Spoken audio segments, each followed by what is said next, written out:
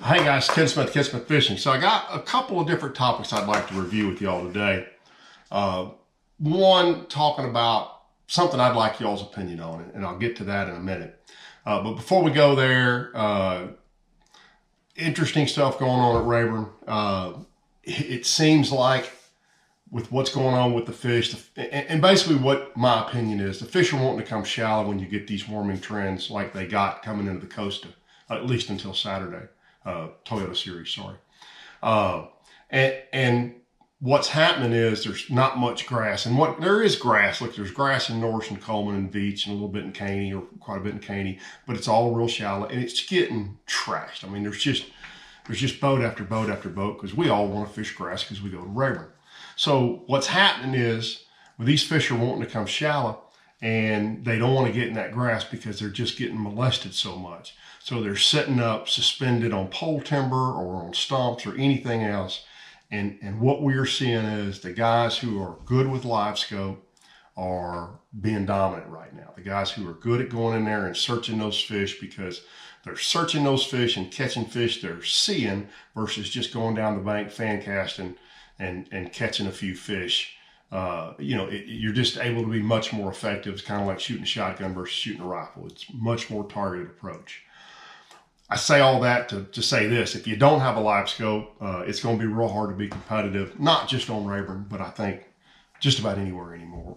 Live scope and or 360, and I think they both have very specific applications where they shine one versus the other. And if you want to talk about that, feel free to reach out to me, KenSmithFishing@Outlook.com, and I'll be glad to talk to you about my opinion on that. I've talked about it in videos in the past as well.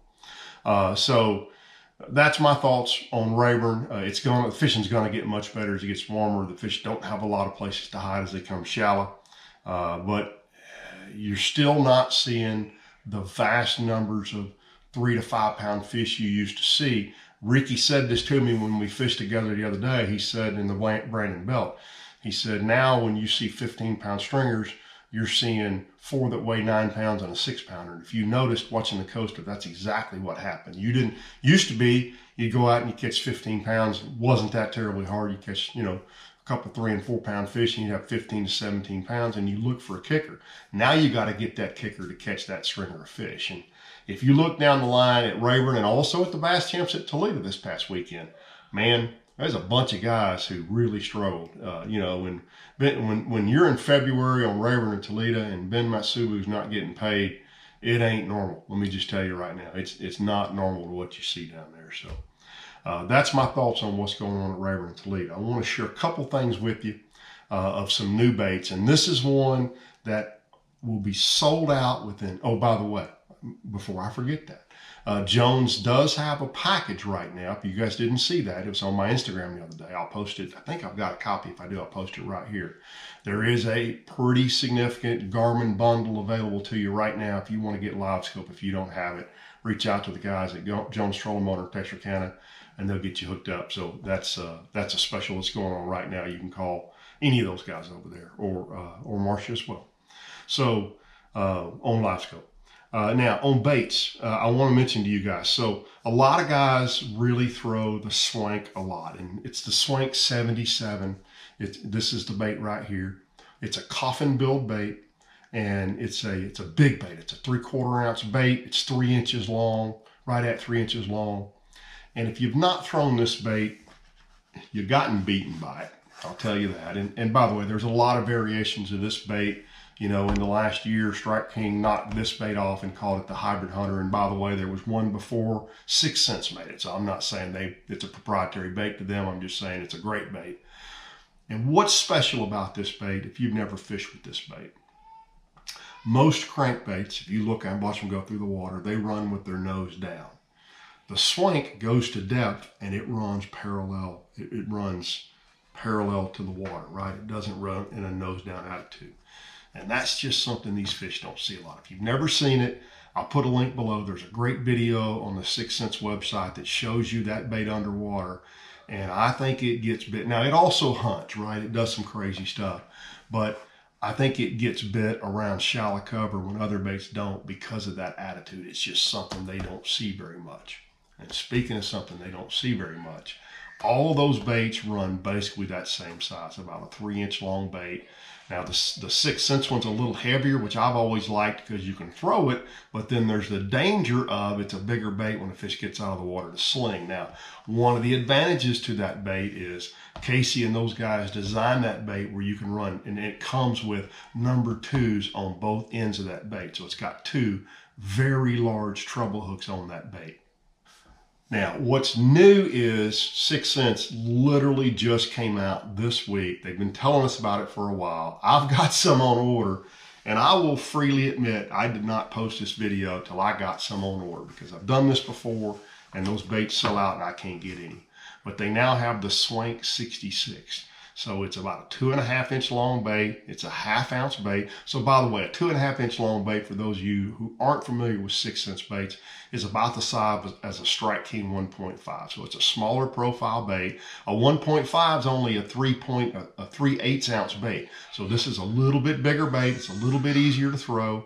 And I think this bait will sell out really quick. I just looked, there's 11 colors, and none of them are sold out right now. That will change really quickly. So if you want to get that bait, I would strongly urge you to go to the 6 Cents website, get some ordered today.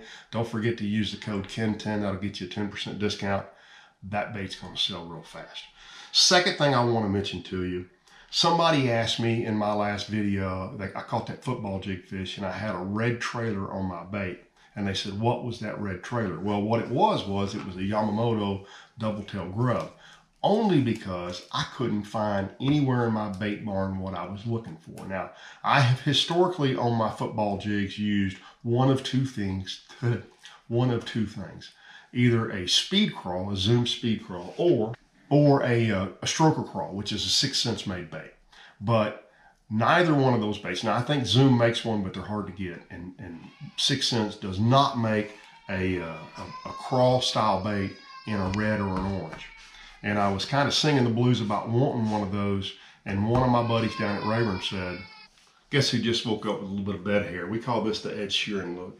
So I was talking about wanting a bait with some orange or some red in it, and a buddy of mine said, hey, Danny's making that bait. So if you guys don't know Cross Bait Company, and by the way, this is absolutely not a paid endorsement. I ordered these baits. I spent $50, $60 with him in the last couple of days. But he makes 2 different colors, and I wanted something in an orange to throw on my football jig.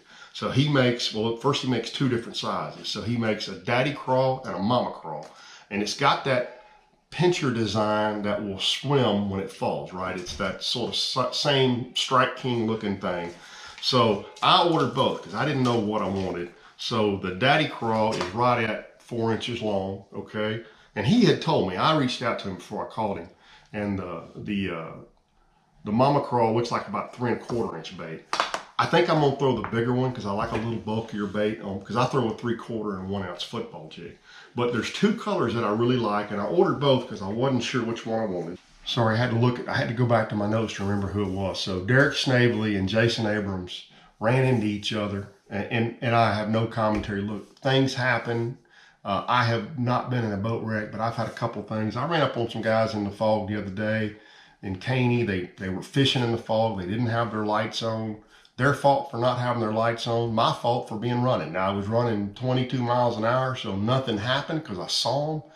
But it sure would have been nice for them to have their lights on. So we've all made mistakes. Now, what I understand was these 2 guys were running down the lake. It happened right out in front of the takeoff. And this guy, whoever, and I don't know which one it was, this guy wanted to cross behind this guy.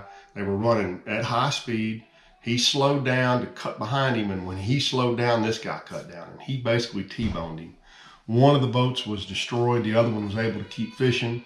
They both went in the water, in very cold water, in full rain gear, and one other thing, and we've talked about this on this channel before, whichever one of them had on, or one of them had on an inflatable life jacket, that did not inflate. We've talked about this before. I will not wear an inflatable life jacket in the wintertime, and actually flat anyway. If I'm running over 40, 50 miles an hour, in the winter, I always wear a full life jacket. And in the summer, if I'm gonna be running fast, I'm gonna put a full life jacket on, because I just don't trust those things. I do fish in one some in the winter when I'm by myself, because if I fall out of the boat, I want to be able to pull that tab. But they were fished out by 2 high school fishermen and a captain.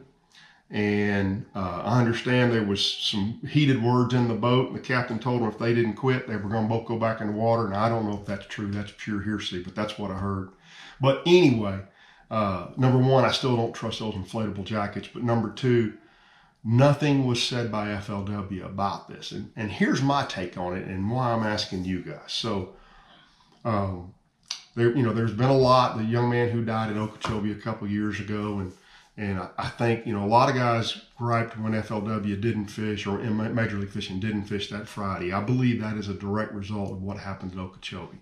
You just can't put those guys at risk because when you have as few days in a year to make Angler of the Year, make a classic or whatever it is you're trying to make, a Forrest Wood Cup or their championship or the Red Crest or whatever it is, you can't afford to not fish a day if everybody else is fishing, and you can't afford not to go to your fish as everybody is fishing, because it's not 100 days of fishing, it's 8 or 10 or 15 days or 25 days of fishing. You just can't afford it. So it's up to these tournament directors, and I applaud them for making that call on that Friday and not sending those guys out in that wind. We fished in that wind that day, but we didn't make the run a lot of those guys would have had to have made, and we had the option of turning back if I got out there and it was too rough. It wasn't, and we were fine, but we were 8 miles above where those guys would have been coming out of with the wind blowing directly in on top of them. But my point and my question to you guys is, there was a gentleman killed at Kentucky Lake, a co-angler, in a boat wreck several years ago. I don't think that's been really publicized other than locally. There was, and by the way, this is not just FLW I'm picking on. This is everybody. I just know about these. There was a boat accident in the dark at Ouachita a couple of years ago, where guys were running from one ramp to another before takeoff.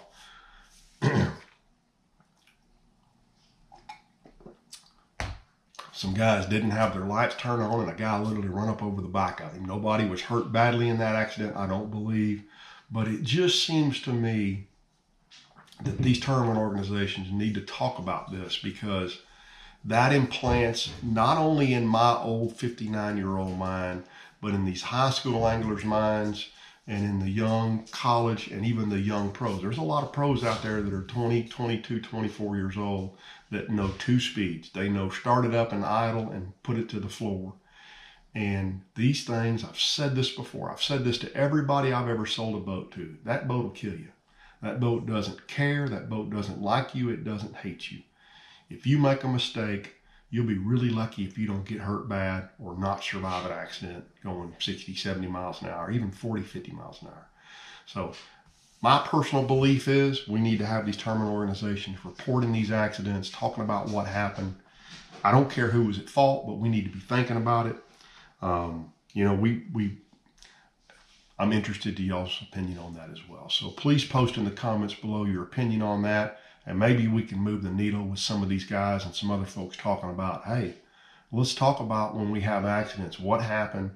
I don't care who was at fault. We could all be at fault in any one of these accidents. But we need to make sure we, and especially our young anglers, recognize there's a whole bunch of people buying very fast bass boats that have really never even driven a bass boat before. And even guys like me, look what happened with Scott and Brady on Cedar Creek. Scott's got every bit as many wheel hours as I do in a boat, and they were in an accident, and Brady got hurt pretty bad. By the way, there is a great t-shirt right now on 6 Cents website called #BuildBackBrady. If you buy one of those, the money goes to Brady and his family. I love that. That's hysterical. And my buddy Billy Klein's also got a GoFundMe page, which you can see on that same place on the 6 Cents website, trying to help Brady and his family with expenses, medical expenses, and everything else that goes with being laid up for several months and not being able to work and being in the hospital. He's still in the hospital, by the way, guys, in Tyler, Texas. So again, please share your opinions on this, your thoughts on this. And you may say, hey, no, keep it quiet. Don't talk about it. I just don't understand why they do that, though. So I've made my opinion very clear. I'll be curious to hear y'all's. Thursday this week will be either the last or the second to last talk with Todd Driscoll about the tracking studies at Toledo Bend. And guys, I've heard you. A lot of you guys want to hear about what's going on with the grass situation on Rayburn and Toledo both.